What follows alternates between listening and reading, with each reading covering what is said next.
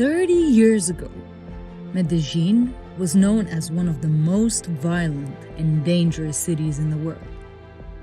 Today, its remarkable journey is studied globally as one of the most profound urban transformations in modern history. But this change was no accident. It was the result of deliberate choices, bold policies in social urbanism, community-centered innovation, and a powerful collective vision fueled by courage and long-term commitment. Together, these forces reshaped a city of 4 million people into the pearl of Latin America. Join Florin Negruțiu and his guests on a journey through Colombia, a land of color, coffee, energy, and vibrant spirit. Along the way, you will meet the leaders who helped transform Medellín and redefine the future of an entire country. And at the heart of it all, you will discover the people behind the change, the ones who turned vision into reality. The story of one of the greatest transformations of our time. Buenas tardes, good afternoon, and welcome to the Greatest Transformation Conversations. Today we are here in the green heart of Medellín, the Jardín Botánico of the city, the Botanical Garden of the city. My name is Florin Negruțiu. I'm a journalist, and my guests today are Claudia Orjuela. She's the woman leading this place, running this place. Welcome. Thank you. I'm so glad to have you here today. And Leca, he is an entrepreneur and a strategist working with various leaders across Europe. Welcome, George. Thank you very much for inviting me. Today we are talking about leadership, resilience, and why the Botanical Garden can matter more than you might think. Claudia, why is this important, this place, for the people of the city? Well, we have different characteristics that are very important, not only for people in this city, but for people in the world. We are located in one of the most diverse countries in the world in terms of biodiversity. So if you learn about biodiversity, then you love them. And if you love it, then you'll take care of it. A botanical garden, it's a reservoir of biodiversity. It is also a living laboratory of how the different changes, the climate change, for instance, could affect biodiversity. It gives us more information to make decisions that could make even our territories more resilient to different changes. And this botanical garden in particular, it's a meeting hub for the city, for the population of the city. I've seen today a lot of people wandering around, relaxing, families with kids. This is the favorite place, the most favorite place of Max, our friend here, the guy who's filming us today. So this is a very important community space, right? What changed in the last years in the way people see this place? We are a private foundation. Mm-hmm. We have all of our functioning private. We don't receive any money from the municipality, but we do have a public heart. And everybody can enter the botanical garden without a charge. So it's free. It's free for everyone entering here. So we receive around 1,003,000 people each year. In Colombia, we're divided into strata from 1 to 6, being 6 the wealthiest. And 80% of the people that comes and visit us come from strata 1, 2, and 3. Mm-hmm. So what's happening here in terms of democracy of the green spaces, in terms of the access to a different place in a city in which, even though we're very green, we're still not meeting the square meters per habitant that we should have. Talking about green spaces, it makes a change, a lot of change. And the part in the city in which we are located, this is not a wealthy neighborhood. So we also are connecting different parts of Medellín here. We can have a very fancy wedding that costs a lot of money, but you can also have a family just having lunch and meeting after a hard week of work. If I want to organize a wedding here, how much would it costs? Well, it would cost, the space could cost you around $6,000, and just for renting the space. And then all What kind of dollars? American dollars. Okay. And just for renting the space, and then everything else you need to bring it here. This is how you fund the activities here? We found our main resources come from our, let's call it, core business. A botanical garden should research, conserve, and educate about biodiversity. If we don't do that, you can, close the botanical garden. So our main activities have sustainability, like financial sustainability. 80% of our income comes from those activities, and 20% come from other supporting activities, such as our restaurants and the venues for weddings, not only Orchidorama, which is our famous space, but also the rooms that we do have. Georgia, we have a botanical garden back home in Bucharest. We do. Is there something different here in Medellín? Well, I'm sure there are many, many different things, but one differentiator has already been said. Public heart. Okay? So whoever manages a space like this needs to have a public heart. And that's I think, that drives all the energy in this place. So it drives the vision, it drives everything which is done. And I think also the fact that Claudia mentioned that this is a foundation, and the management is not getting anything for granted. Okay, so they need to work for it, manage well, don't steal. Okay, I'm not Very resourceful, very resourceful, be creative. and so on. I mean, they're taking their fate in their own hands. So I think this is important for any organization. So to be, so do not depend of external help. Okay, I think that's a big differentiator. Let me go a little bit back in time during the pandemic, because during that time you fought to keep this place open, right? Why this place was so important for the community? I think that whenever you ask someone about the botanical garden, they have to look for memories in their heart, not in their brains. So that gives us a different way of relating with our public. So we had a hard time during the pandemic, not only because of the health situation that the entire world was living, but also because of social and political situations that were moving around the city. And one of the main things that happened is that Botanical Garden has been in charge of all the forestry and landscaping for the city through a contract since 2008. And because of a political decision, our contract was decreased by 42%. And that was the issue that put us at risk. So whenever financially. So whenever we came outside to the people and said, okay, we're having a hard situation in here, we're struggling to have our doors open. We were even thinking about charging some kind of money, not a big sum, but we need to charge.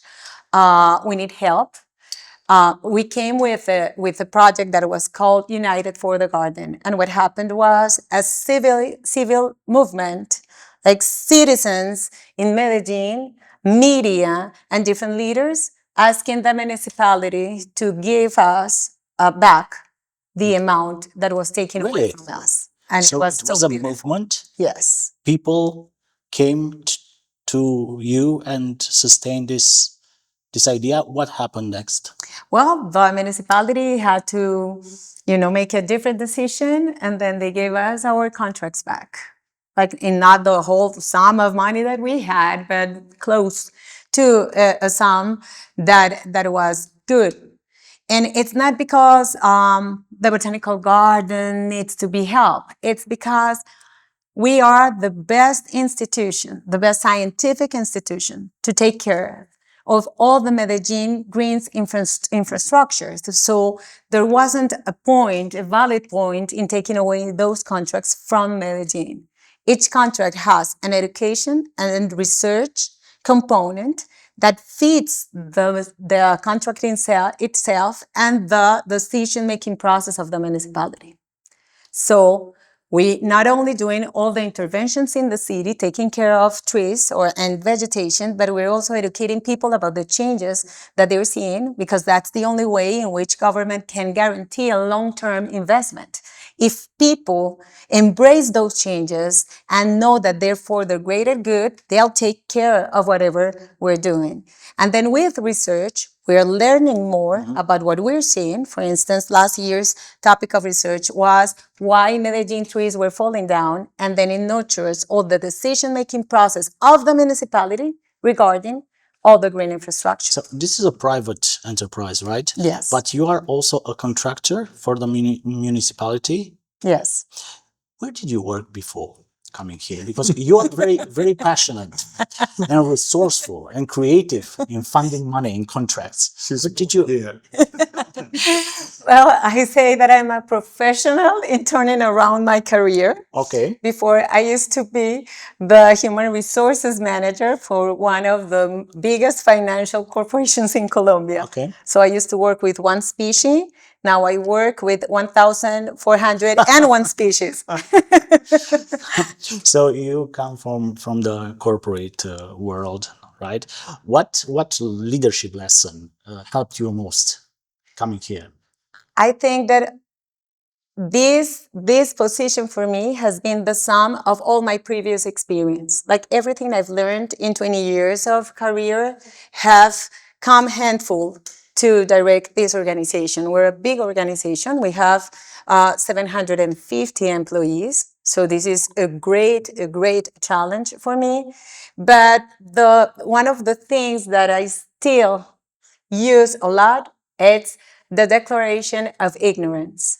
That's the best thing that you can do. I'm a business administrator. I'm not a biologist. I used to joke about I don't tell the difference between a cacti and a rose. So I need help from my team. I can't do it all together. I know a lot of things. Yes, I know a lot of things. You rely on them. Exactly. But I need their knowledge. So I need to talk with the educator. I need to talk with the researcher and say, teach me.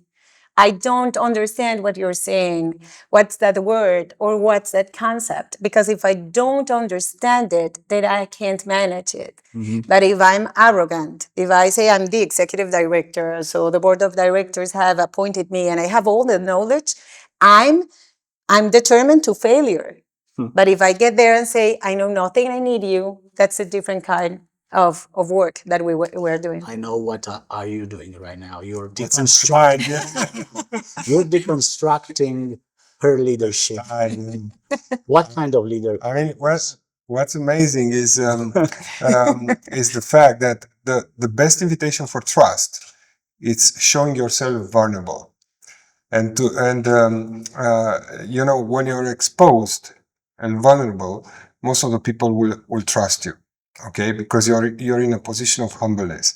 And what Claudia said about asking for help, we asked very little for help. So this is not weakness.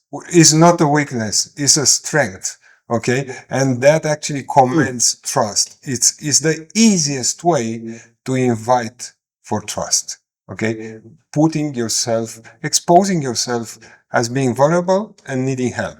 We don't ask around us, look around us, not many people ask for help. Of course, showing my weakness. Yes, absolutely, absolutely. To my employers.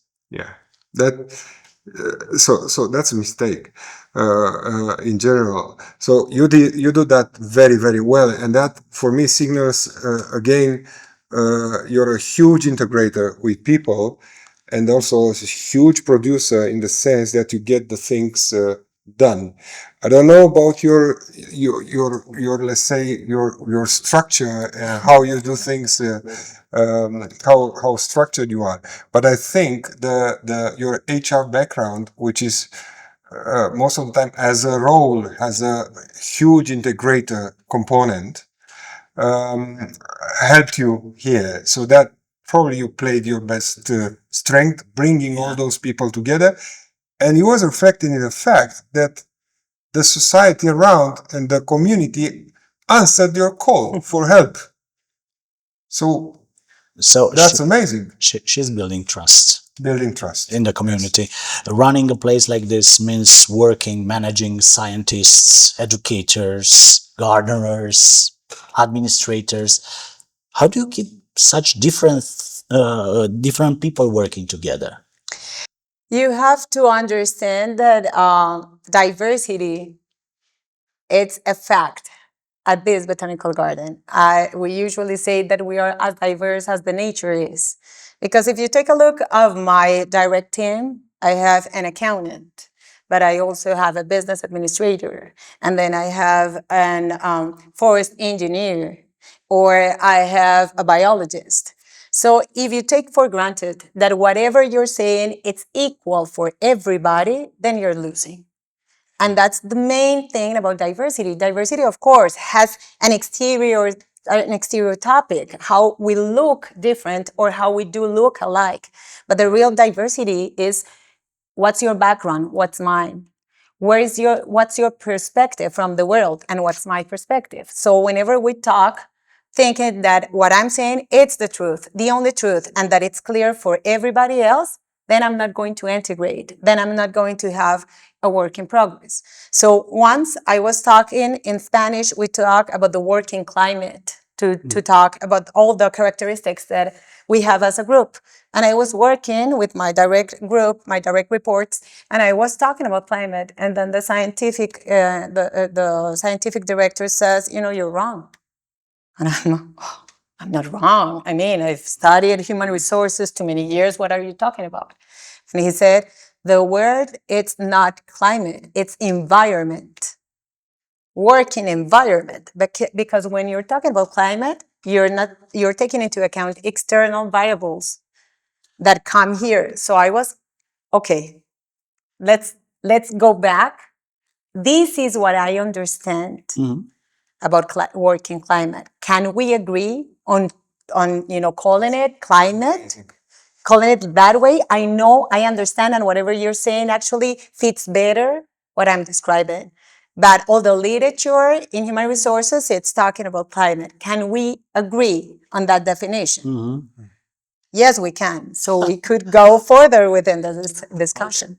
I've seen you before talking to your, I don't know, employees, colleagues, to the guy who was selling tickets at the entrance. You are very familiar with them. Can you be friend with your employees? That's a very hard question to answer. I think that yes, you can be close to your employees as long as you have the clarity of whenever you have to take decisions, to take it in the most objective way possible. We are never going to be objective at all. I mean, we're human beings. So subjectivity, it's part of ourselves. I think you can be close. I've been close to many people during all my working years experience, but I found out that there are certain points in which I have to limit the relationship, the friendship relationship, because it's not clear for you or for me that I have to take the decisions. Mostly, it's not clear at all, that much for the other part. So you have to be very careful. But still, whenever you know and you understand that in an organization, what we have, it's just different roles. Like if I don't have the guy from the entrance working for me, I can't be an executive director, because then I'm going to be in charge of, the tickets and the entrance and, taking the information that I need from you. So whenever you have a look about your team, just as different roles, different responsibilities, but how every task that everybody does, it's what makes this organization a great organization, you can be close. Georgia, should a leader put a barrier between him or her and the team? As Claudia said, this is a matter of definitions. So what she's doing brilliantly and natively, I don't know what to back on this, is actually she's addressing the conflicts of management. So there are 7 sources of conflicts in management. Okay, so the first, no, I'm a practitioner actually. I'm a hands-on consultant. But listen, I mean, refer back to what she said.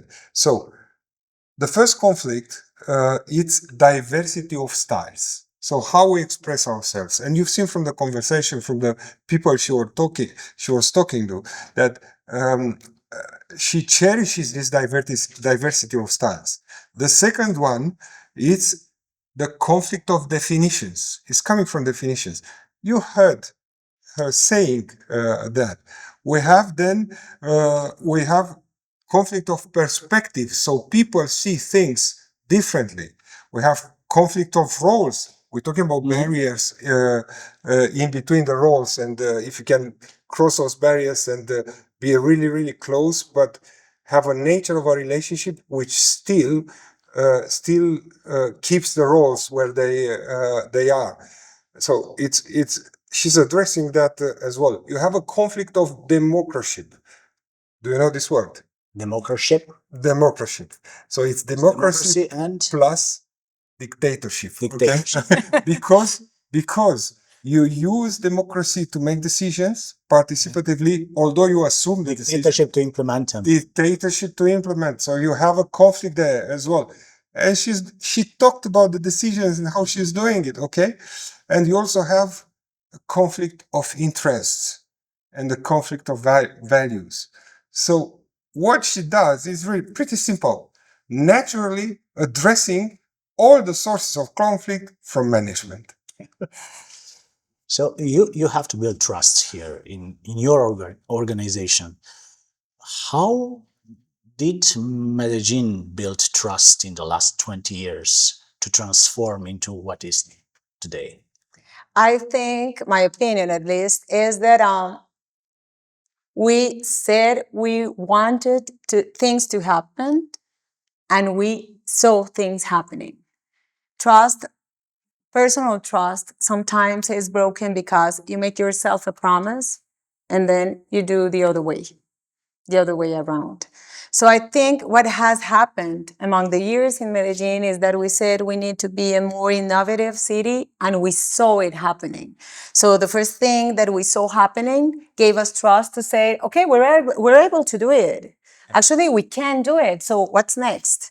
And I don't know how to define it. I don't know whether we have a scientific research about it, but people from Medellín have a thrive that it's very, very particular. Like, we're an entrepreneurial culture. We are creative just by nature. So having that situation, like that condition in people from Medellín, and then seeing things happen, it's a perfect mix to, go beyond. What was the secret ingredient?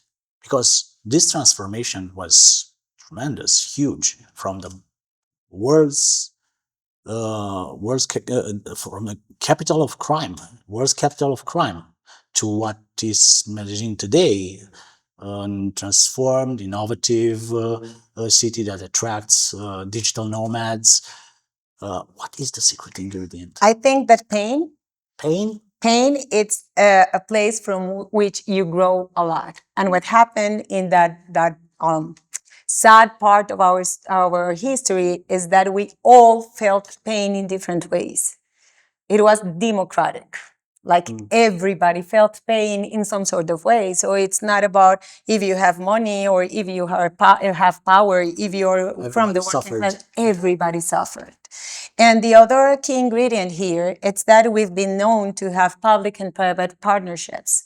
So companies here in Medellín, private companies, didn't run away. They stayed here in Medellín and sat side to side to the government and said, okay, what do we need to do? So I think that culturally speaking, having the same step, like we were at the same line in terms of pain, made us agree in one thing, and it's this has to change. We can't be suffering this much. And then we have a public committed sector, and then also the private sector saying, okay, what do you need from me? So it was a very collaborative situation that helped us with all the conditions that we have as a culture to grow and to, rethink ourselves in a different way.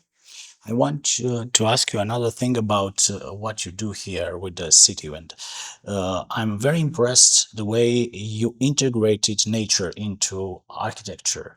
A lot of green buildings, green with plants Plants. constructed, created, built on. This was a strategy of an administrative strategy of the city to integrate nature into architecture. We have had here different kind of governance, but what is something that it's really characteristic of Medellin, it's that in most of the cases, the projects that have been proved to be successful have some sort of continuity in other administrations. So we have had different mayors that made a bet on growing and maintaining the green infrastructure in Medellin. For instance, all the strategy of the green corridors in Medellin has been proved to be successful, and we have continuity with that. And the other thing is that we are located in a valley. We're surrounded by mountains, and that gives us the positive and the negative part of that. So there are some months in the year that we have a huge pollution crisis, and that also has taught us about how are we going to enable the nature, how we are going to make it growth, because that's the only answer that we can have. So how can we make this city a more resilient city in terms of nature? And when you have the second most important botanical garden in Medellin, taking care of the forestry and the landscaping of Medellin, then you'll find different answers because you have a scientific component in whatever you're doing in the city. Is there something small thing you would bring back home from Medellin experience in urbanism, architecture? Well, there are many things, but one lesson we can take from here is that give something to do to whoever knows how to do it. So on Claudia and bring her to Bucharest. Well, no, A big deal. I was also referring to this particular setup of having the green part of the city and landscaping and everything which is green in the city managed by the botanical garden and backed by research. So that probably prevents bringing palms in a temperate and cold climate like it happened in our city. So that will actually let's say prevent spending millions and millions and millions of little flowers that will die in 3 days. This is happening every spring. We're going to go back to the city. Huge amounts of Cost a money. lot to plant them, to buy them, plant them, and replace them, and replace them, and replace them, and so on. So it's a huge lesson here, with a huge financial impact, and also with an impact on community, because you need an actor with credibility. So the botanical garden has credibility. They know what they're doing. The companies in many other cities, including ours, they have no credibility. We see trees getting, let's say, dying. We see flowers dying in 3 days and getting changed. How can they build trust and credibility? Claudia, in our city, in Bucharest, we have a dilemma. Cars or people? Can you solve this problem for us? I think that we need to harmonize. Like, we have ways in living together. It's not a question of deciding this or that. It's a question about how. How can we do it? Like, in this particular botanical garden, we have lots of events. We have one event that it's doing the flowers show, which is a great show here in Colombia, in Medellin, and it lasts 5 days. And last year we received 85,000 people in this botanical garden. Wow. And not a flower was damaged. We do have some conditions to have that event done here at the Botanical Garden. I have to approve the layout for your show to see that it's not affecting species in a massive way, because we're breathing right now and we're affecting the environment.